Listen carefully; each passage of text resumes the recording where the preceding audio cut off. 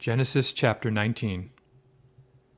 Now the two angels came to Sodom in the evening, and Lot was sitting in the gate of Sodom.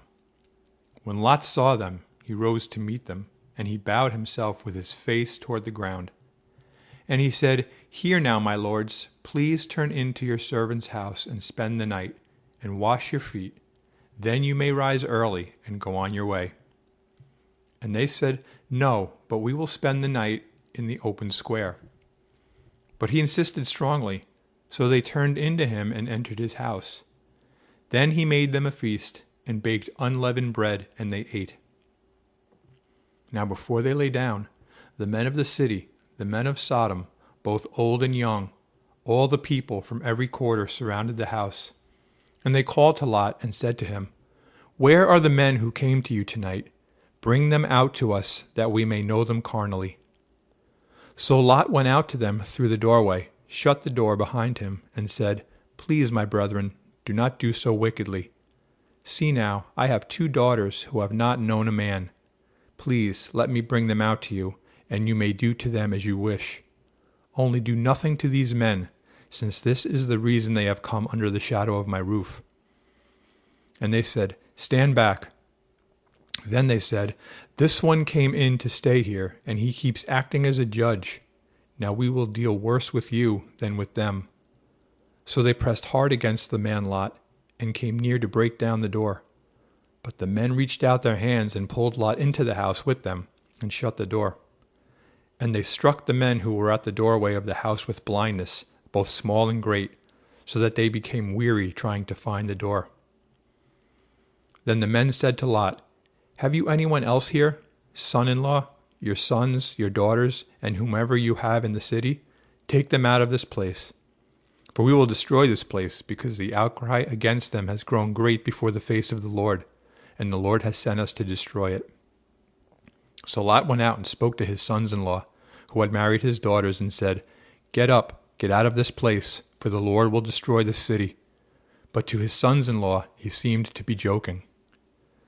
When the morning dawned, the angels urged Lot to hurry, saying, "Arise, take your wife and your 2 daughters who are here, lest you be consumed in the punishment of the city."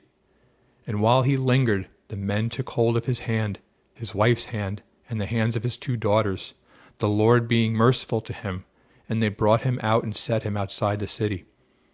So it came to pass, when they had brought them outside, and he said, "Escape for your life. Do not look behind you, nor stay anywhere in the plain. Escape to the mountains, lest you be destroyed." Then Lot said to them, "Please, no, my lords. Indeed, now your servant has found favor in your sight, and you have increased your mercy, which you have shown me by saving my life. But I cannot escape to the mountains, lest some evil overtake me and I die. See now, the city is near enough to flee to, and it is a little one. Please let me escape there. Is it not a little one? And my soul shall live."